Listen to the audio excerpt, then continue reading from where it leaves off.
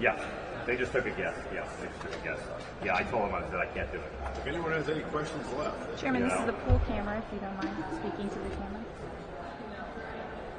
You're here for the Hunter Biden deposition? I'm here for the Hunter Biden interview. I'm hoping it's not a repeat of Lois Lerner. I'm hoping that he answers our questions so that we can get to the bottom of his actual involvement with the president, something that led to monies coming to the president's, vice president's residence. But most importantly, we'd like to get this entire investigation done. It's cost a lot of time and money, and they've evaded up until now giving us honest answers. Even a month ago when Hunter Biden appeared on the North Capitol, he did so to say some things that his father wasn't. He never said I didn't tell him. He never said he wasn't involved. He simply said he wasn't an equity partner and so on. That nuanced statement will be cross-examined today to find out not what he wasn't, but what he was. Since he was someone who was seeing the correspondence, he was someone that was transporting his son to and from important business opportunities at government expense, and most importantly, he was aware of things that he previously said he wasn't aware of. You've always been cautious about impeachment and pulling the impeachment trigger.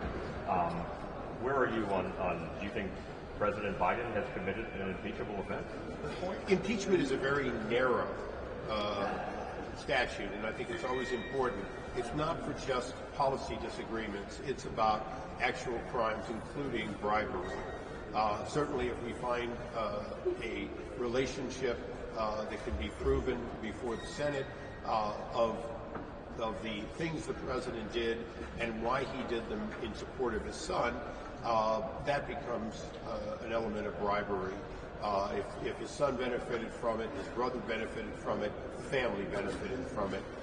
So in that sense, it is serious, and we see a lot of what appears to be that, but we're not here to look at smoke. We're here to get to the bottom of the details. Have you seen any fire yet? Well, I've seen what, if true, would represent bribery, but I think it's important that we dot our I's on can we prove it. Remember that one of the elements of impeachment is not simply that we believe he did it. It should be that we believe he did it, and should the Senate believe it. Once you impeach somebody, the normal procedure is for members of the House to go to the Senate and make their case.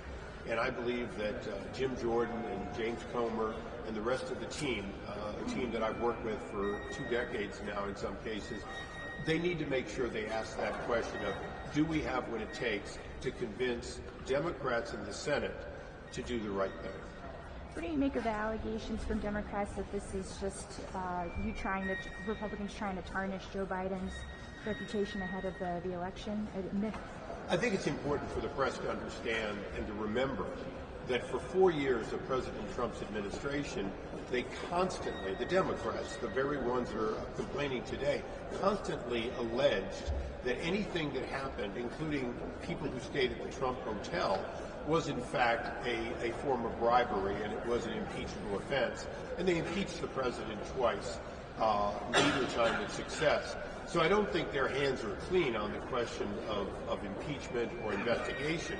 I do believe there's a difference here in that we're looking very narrowly at the monies received by James and Hunter Biden and seeing whether or not they go to the president.